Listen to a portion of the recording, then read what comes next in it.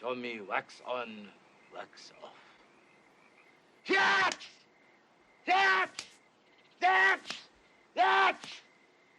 Show me paint a fence. That! Show me side to side. That! Show me sand or floor.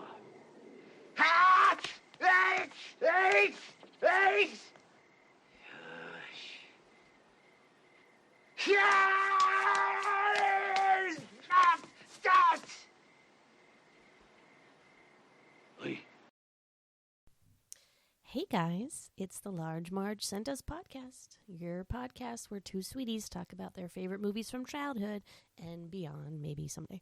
I'm Sweetie. And I'm Sweetie, and we're coming from you. We're coming live. Not live, it's taped, recorded. We're coming at you recorded from our mom's basement. Literally. Woo! It smells like a basement. It looks like a basement. It's a nice basement, though. It's Thanksgiving weekend, so we were on the go, but still wanted to get in a podcast or two. And today we decided to do The Karate Kid. That's racist. The Karate Kid. Thank you. The Karate Kid, starring Pat Noriyuki Morita. I think you said it wrong. Noriyuki Pat Morita. Daniel LaRusso. Ralph Macchio. Elizabeth Shue. That blonde guy who I hate. Zabadka or whatever. What? That's his name. He must be Polish. He's Polish. You're Polish. Johnny is his. You I are. only know You the are character Polish. names.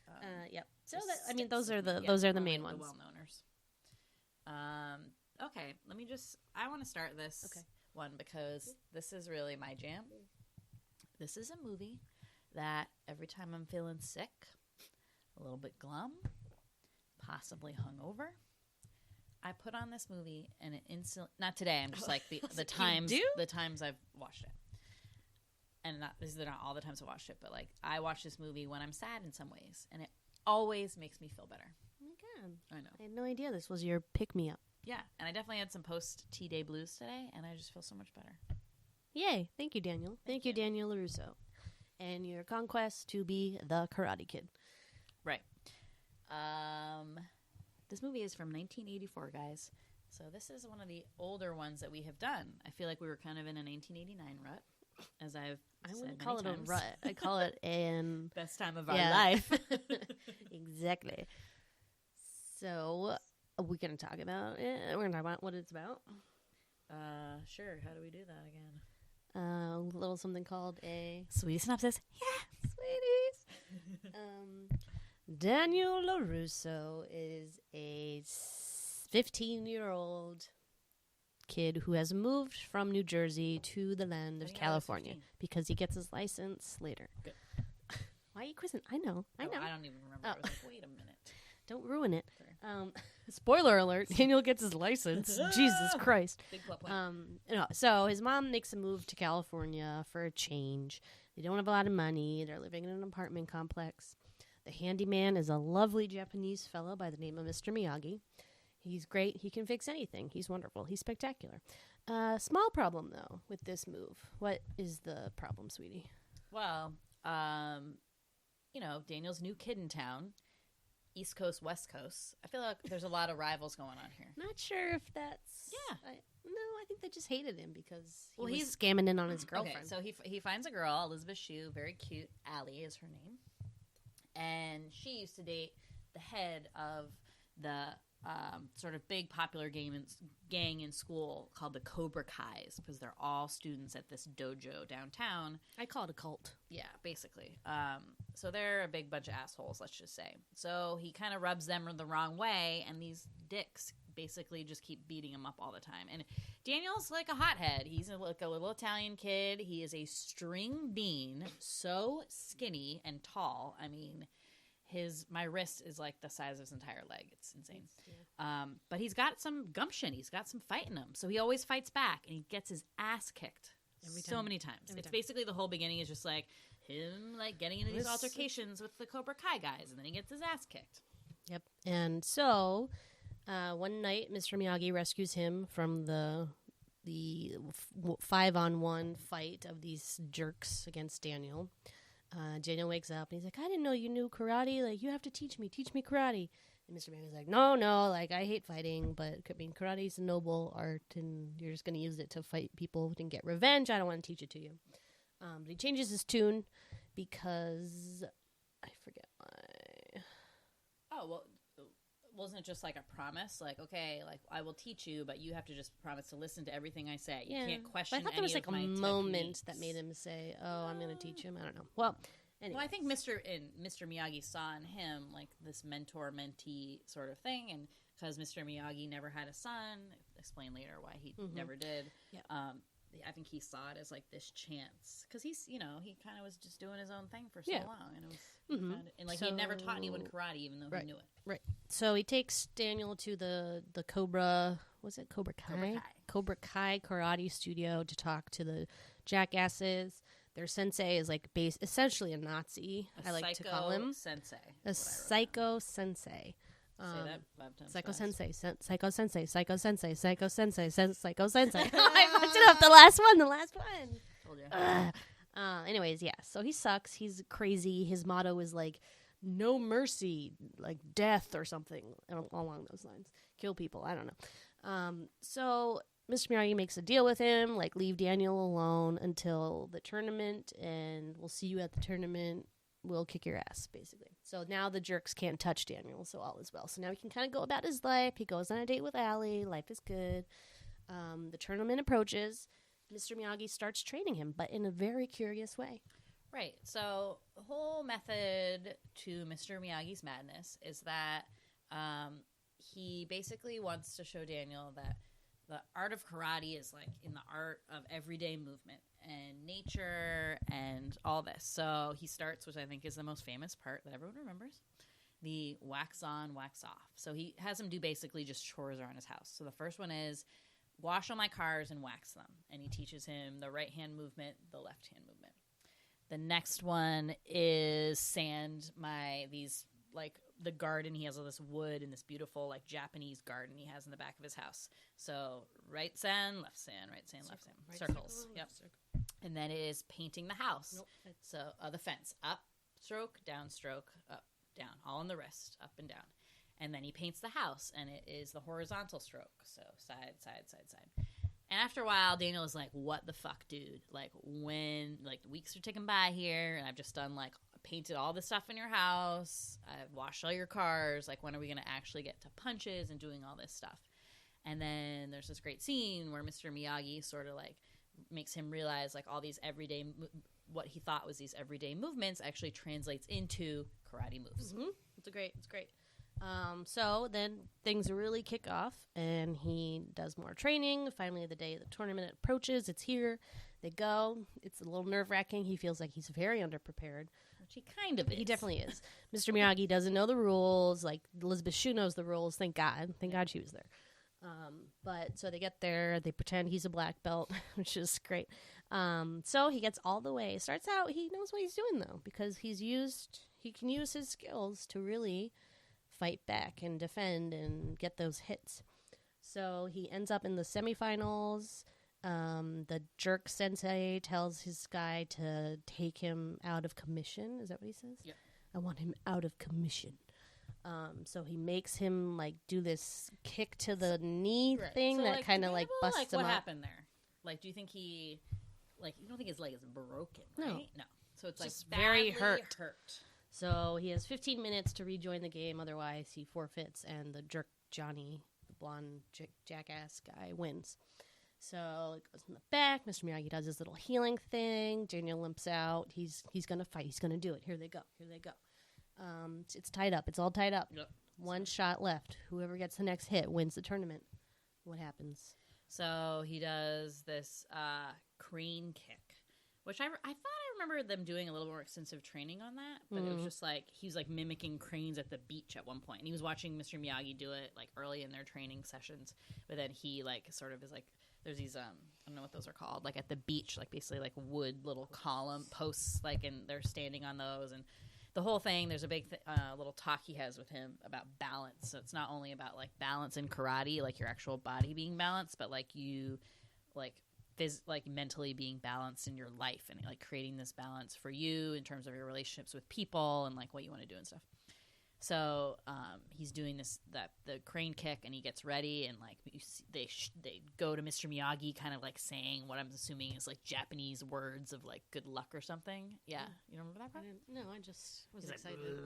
And he's just like it was moving his Miyagi lips. magic? Yeah. You don't think Daniel did it on his own? Who knows? What? No, he did, but it was just I think maybe like words of good luck or something. Okay. And then Daniel does the karate kick right in the guy's face, and he gets the point, and he wins, and they just have him holding up the trophy, and then they just like kind of shoot to a very proud Mr. Miyagi face, and movie over. Oh, it's really more of an abrupt ending than I remember. I think it's because in the second one, so there are 4 of these movies, 3 with Daniel, and then the 4th one is with Hilary Swank as like the next Karate Kid, so it's like a whole new thing. But the second one ends right at the end of the first one. So, like, he's, like, coming out of the tournament, and it just, like, flows into the next movie. So, I don't know. I think I, like, confused and thought, like, that was part of this movie, too. Because it just ends like that. Yeah, it's very abrupt and strange. Yeah. But aside from that, great flick. So good. Really, you feel that emotion at the end there. He's got that look in his eyes, and he's just like, oh, my God. And you're like, oh, my God. And you're cheering along with them. We were all cheering. We were like, yeah, Daniel, you can do it. Yeah, it's just like against all odds. I mean, the guy had like literally trained for 2 months. You know how long it takes to get a black belt in karate? It does not take 2 months. I mean, he did paint an entire fence, front and back. That's so. true, but he never sparred against anybody else. know, The most punches I he did know. was like punching Mr. You're Miyagi obsessed with the with sparring. It's really more about you defend and then bam. It's like it's not like a sign. You don't need to like punch someone perfectly. I guess. No, I definitely not. But I mean, I think this movie, this movie came out in '84. Obviously, way too young for any of us to have seen it when it was anywhere near when it first came out. But I want to ask people who saw this movie like when it came out, did it like what did it like symbolize to you? Because it seems to me that like it's such an underdog movie, right? Like so you have this skinny little kid who like beats all odds and like defeats the jerky assholes. I mean, did it give all these little puny kids like, yeah, I can be like Daniel-san and I can do it? I hope so. Hopefully, yeah. I mean, as a girl, I responded more positively to the Hilary Swank's The Next Karate Kid, which I am strangely obsessed with. Sorry. I love it. I'm not going to apologize. Sorry. No, I apologized again. No, I'm not going to do it. But that one, she wasn't like a loser. Like she was a ragamuffin. She totally was. She was a bad seed. Bad seed, but I thought she was more like a lost soul. Like, but she like know how many parents or something? She had her parents died. Right? She was, I think her aunt was raising her or something. But I mean, she just found seemed more a lost soul. Her best friend was a hawk. I mean, no, right. She had some She problems. was like a lost soul. I don't think David was a lost soul because his mom, Daniel. His mom is so sweet in this and really like such a great like single mom, like, you know, decides to like move her kid with her to Los Angeles. There's this sketchy part where like she's like, oh yeah, I have this job, this computer company or whatever, and then she said that. He said that to his friend that came over because she had told him that. And then there's this line, because I read the line on IMDb, when she's like, oh yeah, like I walked out, they like gave my job to somebody else or something like that, and then I was walking by the Chinese food restaurant and the waitress came out. When they're at the restaurant? Yeah. Oh. And she's like, no, I'm not a waitress, I'm a hostess. So she's just like a hostess at the Chinese food restaurant. But she's talking about how she's going to get benefits and stuff from the restaurant? Yeah. I don't know. It's foggy. It's foggy. But but was a really awesome mom though, right? Yeah, she's great. Asking her about girls. Yeah, taking him into the date. Yeah. Very I sweet. love that mom. I thought she was awesome. She's awesome. You know who's not awesome is Johnny, the evil one. He's got a red leather jacket.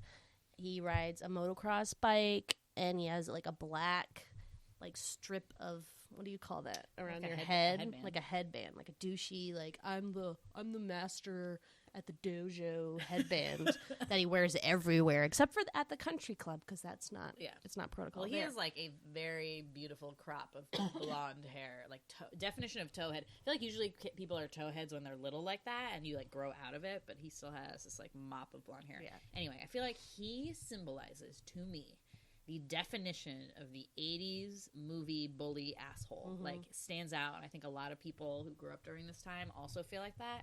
And I read in the trivia that like people come up to that actor are like so troubled by him and like cannot get away from that image of him as that like total asshole character, and they try to fight him and everything.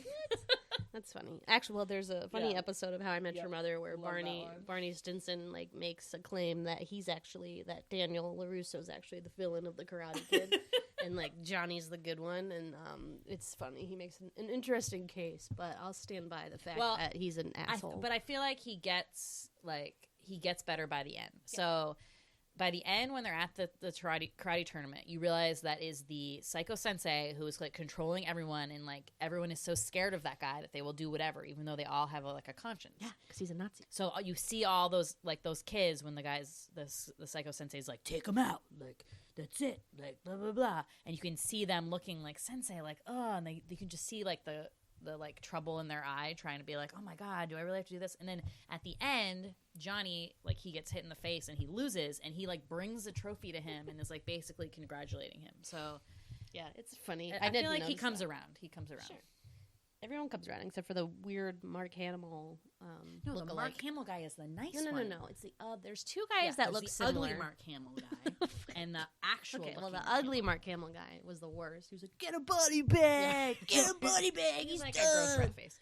But the Kiefer Sutherland look-alike is, I think, the actual worst. Oh my god! So there's this guy who I wrote in my notes. Were they trying to get Kiefer Sutherland to play that role, and he couldn't do it? So they got this imposter. Well, upon looking at the IMDb stuff, his name is Dutch, I think, that character. Do you remember that, maybe? Oh, I thought you were talking about Johnny when you said that. No. So that character, so he, like, definitely, I don't know. Look at his bleach blonde hair and bleach eyebrows. I don't think he was a real blonde, and they were like, you need to look like you're from California. Like, let's color your hair. I'm pretty sure they said that's Steve McQueen's son. Actor Steve McQueen. Really? Yeah. Wow. I know. That means that the kid that was on the Vampire Diaries is that guy's son.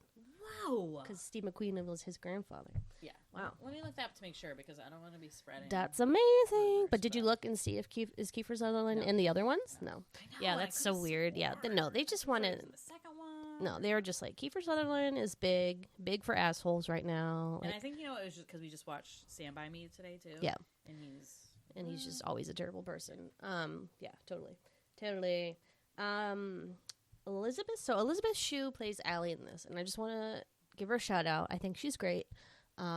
She is so wonderful. She's a great girlfriend. There's never that moment of Chad McQueen, I guess. I suppose. There's never that moment of her, I don't know how to describe this, like like there's sometimes in these movies where a pretty girl likes the loser guy. There's some moment where they don't like the loser guy at first or something, and then they wear their hair different or whatever, and now, he's cute and I'll date him. There was never anything like that. Like, she liked him immediately. She was always very nice to him, and liked him for who he was, and she didn't care about money. She's a rich girl, but she doesn't care about money. Pretty cool. All right, stop looking at the fan page. I can't. Anyway, I agree. I feel like she's such a solid, she always just liked him for who she was. She's come from a really rich family, doesn't care. And ironically, that's her character in Cocktail too. Was a rich girl, but I think she just plays it such a good. She's so pretty, but she's such a good girl next door, and genuine, and you really believe her. I also put down for her, she is the 80s girlfriend. She is the girlfriend character of Daniel LaRusso, Marty McFly. Mm-hmm. She gets her own movie, Adventures in Babysitting, which is great. Cocktail, Tom Cruise. I mean, she was the 80s girlfriend. Pretty amazing. Which who wouldn't want to be I would want her to be my girlfriend. She's awesome. And her headband game is on point. Amazing. Her Bill Belichick sweater game on point. Yeah. Their gym class uniform is basically she's practicing cheerleading or whatever. Or their warm up. She's gear warming up. Yeah. Is a cut off sweatshirt, so a sweatshirt with the sleeves cut off, and then a long sleeve under that, a la Bill California. Belichick. It's California. It's hot. You don't need a full I don't know. sweatshirt. It's not. It's the thing. I don't know. Also, shout out to Golf and Stuff. Hottest place to be. It's the only place to be, apparently. But pretty amazing place. Does that place really exist? I know this is it must exist. I don't know. 32 years later, but I would go to Golf and Stuff in a second. Oh, yeah. Can we go right now? I know. Let's go. Unbelievable. Road trip. 2 arcades, a water slide, A giant water slide. go-karts, Bumper boats. A trampoline. So cool. And there's a little pizza shop next door. my It's God. all you could ever want. It's amazing. Totally. I mean, if we Golf lived- and stuff is an understatement. It's like golf and yeah, everything. golf and everything. Really. Change that, please. Yeah, I love golf and stuff. Yeah. That's all I had for my note. Oh, wait. No. And that? Yeah. Oh, I have a lot here. Okay. Okay, so as Break I it said down. before, I just feel like this was a movie of like this versus this, this versus this. I wrote down real bikes versus dirt bikes. Why does everyone in California have a dirt bike? Because it's like, I think it was a rich thing, too. Okay. Like, if you're rich, you had like a fancy motocross bike. So poor Daniel shows up with his like Schwinn, and they have all like Kawasaki's or like whatever Suzuki's, those brands. So like when the like what's her name's friend is like, what kind of bike do you have? And he's like, oh yeah, like I think it was like a mongoose or something actually, but it was like an actual bike. And she's like, and she just like lists all these like motocross bikes, but like what? Yeah. I knew like one kid who had a motorbike growing up. Maybe it wasn't an East Coast. Well, that they like that they like commuted, not commuted, wrong word, but Well, like they're just using them to show off because Yeah. they're doucheheads. And I think it is like kind of an East Coast West Coast thing though, because Daniel represented like like Italian sort of like rough and tough like East Coast guy coming over here and like not really fitting in. And I thought that was like sort of interesting. Couple awesome little tidbits about my friend Pat Okay. Moriarty. Oh my god, what? Morita. Oh. Who's Pat Moore? Isn't that a character from something? No, Moriarty is on Sherlock Holmes. That's it. Okay, so Pat Morita does not have an accent. He is Japanese American, born in California. He was a stand-up comedian that went by the name of Hip Nip, which is apparently an ethnic slur for Japanese people. A nip, did not know that. I knew about Japs, but I did not know about nip. He also was in a couple episodes of Happy Days and had some small movie roles like here and there. He was on like MASH and stuff. So he came into this as a stand-up comedian. That's like what he was known for, and like comedy roles. So when he auditioned for it, they're like, oh, I don't think you can do it or whatever. But he obviously did an amazing job. This is like a pop culture icon. So it wasn't him doing all the karate? Nope. So they had a stunt double for all the karate. It ruined my life. I know. And he doesn't have an accent, like I said. It ruined my life. And got a best. We were watching this with our mom, and she was like, "Oh, didn't he win an Oscar for this?" And I was like, "No." You were like, Mom, shut up. Stop. What do you think this is? Blah blah blah. He got an Oscar nomination, so I apologize, Mom. You were mostly right. Unbelievable. That's so cool. Yeah. Yeah, he's great, but I'm really sad to know that he just put on that accent. I feel like now that's like such a no for that's a big main sticking point for Right. So do you think there are elements of this movie that is racist, or do you think they do like a pretty good job of? I mean, I think they do a really good job with like being respectful to the Japanese tradition. Obviously, there's one or more rednecky type scenes where they say something offensive, or they're like, "Hey," I forget what words they use other than what was the. But for California, that must have been like like that's where people's like deal that there still. I mean, they've always had such a bigger Asian population, whether it was Chinese or Japanese people, but there's still such like a heady amount of racism there. Just like but they focused on like the important things, like what happened to him and his family, and they were in the internment camp, and Mr. Miyagi was forced to join the army and fight against the Nazis in World War II. And then while he was over there, his wife, who was pregnant, died in childbirth with his son or daughter. I don't think it was they a knew. son. Oh, That's why he like feels so close to Daniel. That's like my theory. interesting. So that was super sad and just awful. I didn't realize that they made them fight for us. Yeah, I didn't know that either. So they had this one scene, which actually I read that they didn't want to include in the movie because they thought it like portrayed Mr. Miyagi to see him like drunk like that.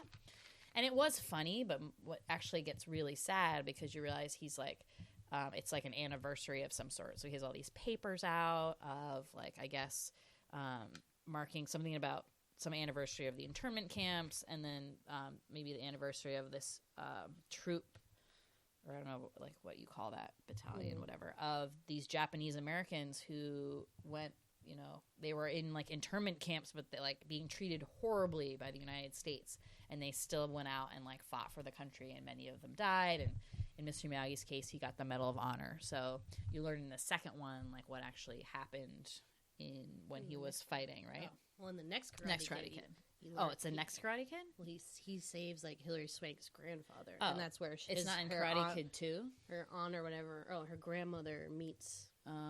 I mean, maybe you do. I really haven't. Well, that's probably never seen the second one. The second or one's the third all one. in Japan. Yeah, I remember that. Yeah. I don't know the details, but I just know that the part of that her grandmother at the beginning like sees him at the award ceremony or whatever, and she's like, "Oh, want to babysit my awful grandchild?"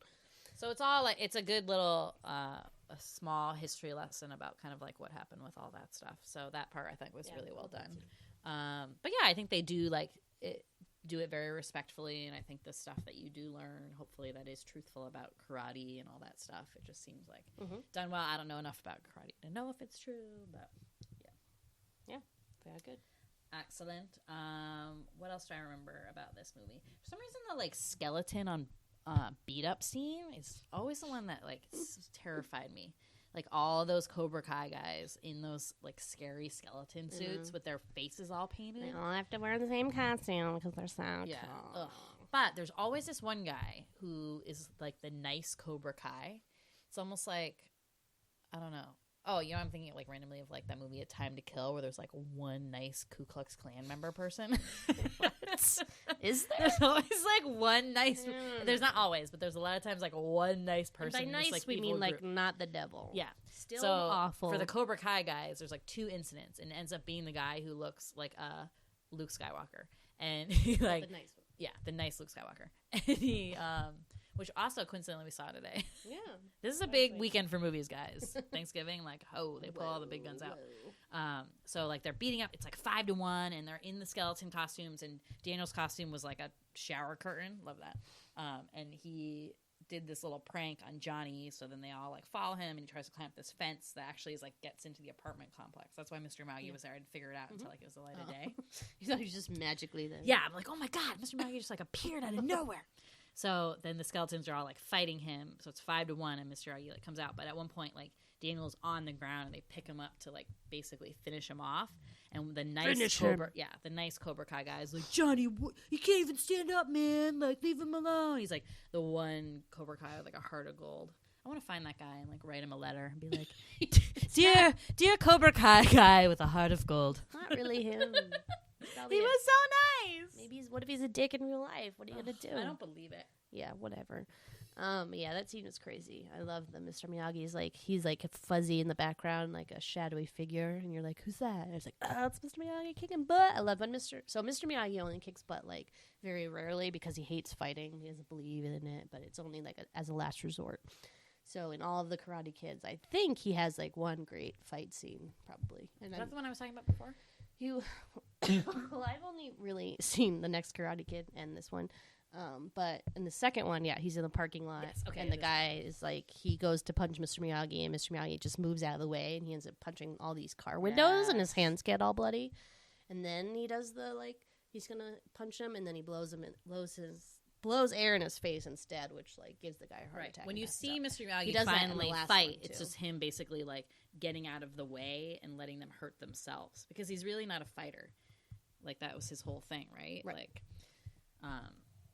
just the bad guy in the next Karate Kid is that third guy that I always mix up with Jeremy Irons, Michael Ironside, and then this third guy.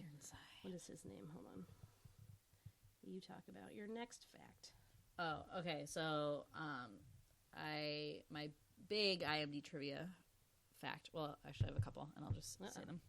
Okay. So, at one point, so Daniel has a birthday. He turned 16. Oh, it is his Michael. driver's license. Michael Ironside is the bad guy. Michael Ironside again? I feel like he's come up like a couple times.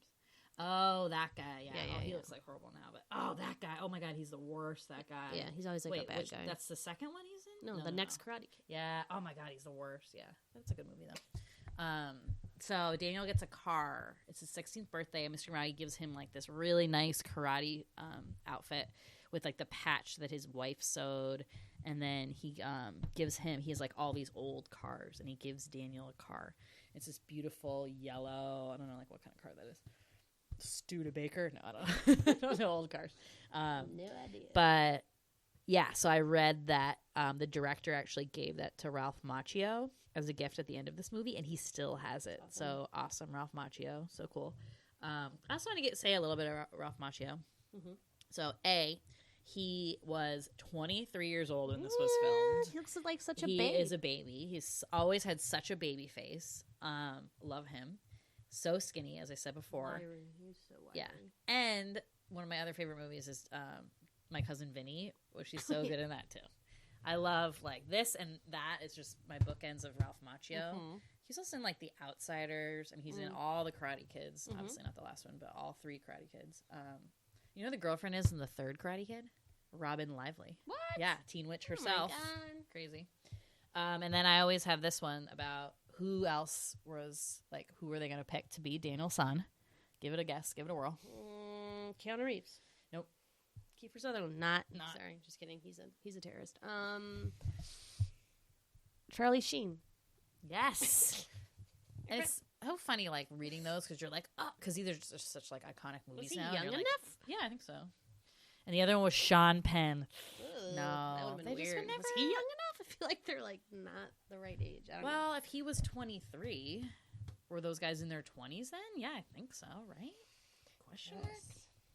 That's weird. Yeah, I don't know. When was he? Like, Charlie Sheen in Platoon. Whenever you, like, read those, you're always like, no way, because you can't imagine that it could ever be anybody else, so it's difficult to try to picture that. But definitely the right choice with Daniel's son. Yeah. And before we go, I just want to talk about, so what's happening now is that so many movies are getting remade, right? Like these, lot of classic 80s movies. And maybe, ones from the 70s and 60s too, whatever. But it doesn't bother me as much because when movies that I love get remade into piece of shit movies for, like, no reason at all, it drives me absolutely bananas. And the first one that really, really bothered me was the new Karate Kid with Jaden Smith. I wanted to rip somebody's face off. I got so mad because I love this movie so much. And I'm like, ugh. I just got upset. I know. They're just trying to update it. They said, oh, this was such a hit with kids in the 80s, so let's update it and because kids now, cool kids will watch this and think it's great, but like the majority of kids have a hard time handling anything that does not have a cell phone in it. I feel like, and that's upsetting enough on its own. A couple of things bother me. Like what I think it's very nice that it's like, okay, you let a person of color, like, out of a role. You have Jackie Chan, who I think people were like excited to see him do the Mr. Miyagi role. However, I just don't think that, like, this is not something that, like, a 10-year-old kid should be doing, like, the Karate Kid. This movie was all about, like, not fitting into, like, high school and how hard high school is and how, like, those 10? Jaden Smith was, like, a tiny little tot. It was, like, it just seemed like it took the whole message of this movie, which was basically be like, high school is fucking hard, and you come in as this new kid, and you're the underdog, and you feel like a loser, and then you meet this guy, and you have, like, a mentor-mentee thing. I just don't think that's something that kids who are 10 years old, or even, like, 12 or whatever, can really grasp. And I know, like, 80s movies seem very outdated to a lot of people, especially, like you said, when there's not, like, phones and stuff like that, or computers or whatever. But I would challenge anyone to sit in front of this movie and, like, not enjoy it. I think it's a universally. Well, you grab some random kids. Yes, I want to do that. We'll run that test and see what happens. I'm not sure. I know, but it has to be a certain kind. It can't be like your friends' kids that are cool and, like, know cool movies. Like, I know. Needs to be kids that have, like, grown up on stupid shit. I want to do this study, and I want to see, like, all right, we'll get like, what else have they, like, remade that I got so mad about? Annie. Well, that was, like, a whole other thing. I just feel like there's a lot of movies now. Yeah. We can list probably as we start watching a lot more of movies. We'll be like, oh yeah, they remade this like shitty one. Like if they remake The Goonies, like that is. I think that's been like in like talks for like years. No. They're supposed to be doing like a sequel-ish kind of thing. Maybe they changed. Maybe they pivoted to that. So, but whatever. If that ever happens, I'm out of here. Very upset about the Karate Kid remake. I remember when those previews came on, and you would like have this. You would say that speech like every time we watched the preview. I'd be like, I'd be drunk at parties and be like, listen. Like, we get it. God. People would leave, be like, I have to go to the bathroom. Don't talk to that girl about the Karate Kid. She's crazy. She's crazy. It's okay. It's been a couple years Emily now. San. I'm over it. It's Sweetie San. Sweetie San. Sorry, Sweetie San. Sorry. Oh man, but Anyways. yeah, I think you need to take a little golf and stuff trip and like really relax there. Where is golf and stuff? I'll Google it. Yeah, see if it's a real place. I mean, it had to have been. They didn't like build golf and stuff for this movie. It's too high tech. A lot of stuff. Too high tech. Well, you can't build a giant water slide like that for a movie. It's the best arcade I've ever All right, seen. Here we go. Where is golf and stuff? Here we go. Stop. To be like, this was a It's like the fictional number one place in Google the. thing. The original Karate Kid movie was filmed right here at Golf and Stuff Oh, it's alive! It's alive! It's real! in Norwalk, California. Oh my god, we're going field trip. Wow. Road trip. And they've totally like built it up. And How like, much there's does it way more cool cost? stuff now. Wow. Wait, what does it say? Jurassic Okay, Park. so here are the things. Yeah. Miniature golf, 4 courses. Shit. 18 holes each. Wow. Race cars, go-karts. Disco thrill ride. Ooh, that's probably one of those like barf rides. Bumper boats, cannonball express train, kiddie train. Dumb. And then snack bar? What? Where's the water Where's slide? the water slide? Oh, they took away the water slide. Oh, that's just dumb. Fuck. Does it cost to like enter in, or you have to do like all separate stuff? 20 arcade tokens, $20. A private party is only $20 per person. What deal? Except requires a minimum of 150 people. Whoa! Don't have that many friends. That's a lot of friends. I don't know. It doesn't have the. I'm just gonna say right now, I'm having a Karate Kid themed 40th birthday party at Golf and Stuff. You're all invited. Okay. You're welcome. Oh, here we go. The North Pole Pack. Here we go. Oh. For all you people in California, you can go there and get 2 hours unlimited use of rides, miniature golf unlimited, 1 cookie and a 12-ounce soda for $18. That is fucking deal. What? What do you Oh my mean God. $18? What is this business? Anyways, if you live in California, please go to Golf and Stuff I don't know and where send us a picture Norfolk is, but because this is amazing. yeah, someday people we're going. Unbelievable.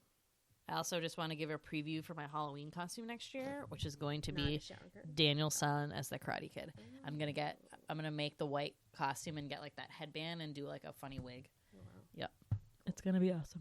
Okay, so follow up. Each thing is like a cost. So it's like go what I karts thought. are $750. Shit. So they must have had a lot of money when That they went adds to up. this in Yeah. the 80s.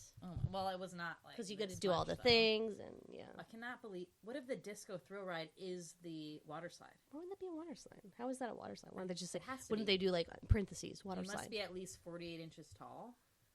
I think it's that thing that goes around. Oh, that I barfed People always on? puke on. The Oh garbage yeah, on? that was you. Yeah. And it's probably one of those. But yeah, golf and stuff, good stuff. Except where's the water slide? So I guess that's all. Anything else you want to add? No, that's it. This is just a huge thrill of mine to be able to talk about this film. I love it so much. I'm so glad we covered it. So happy for It's you. so special for me. Daniel's son forever. Mr. Miyagi, R.I.P. I love that guy so much. He's such a No. talk about member of the Sweetie Club. Yep. Oh yeah, he's He's I in might it. have to He's in induct it. him. Today in the Sweetie Clubs, Mr. Miyagi. Hey, I just want to say we have sung no songs. I know. This is like our first non-song podcast. Sorry, all you song fans. It's a good soundtrack, but it's a very 80s. We can make up a song. Yeah. I love Daniel's song. Daniel's song. I thought we would do like a tune that we know, so we could just go back We're and trying forth. to make it so we have like a little more credit than just like taking a song and inserting okay, dumb it's like- lyrics. What? That's All right. Well, it's over. Forget it. Time has passed. Thought my song was pretty good, but It was why'd pretty good. Whatever. You sounded great. Why'd you ruin it? You're You such could've a gone on good with it. singer. I can't believe it. Oh my god. Oh my god. Okay, guys. We're That's meandering. all. Yep. Sorry. We just don't want to leave. We love you so much. Anyway, hope you had a great Thanksgiving. Thanks for joining us. Leave us a review on iTunes if you would like to. It would help us out a lot. Follow us on Twitter at The Sweetie Club and like us on Facebook. And we got our stickers. I don't know if yeah. it's been seeing on Twitter that we're doing a guerrilla marketing campaign and peppering random cities across the U.S. with stickers that say Large Marge sent us. If you see one, take a pic and send it to us. We'd love to know how far our reach is. If you would like some stickers, let us know. Maybe we'll send some to you so you can put them in your town. But that's all. Thanks, guys. Talk to you next time.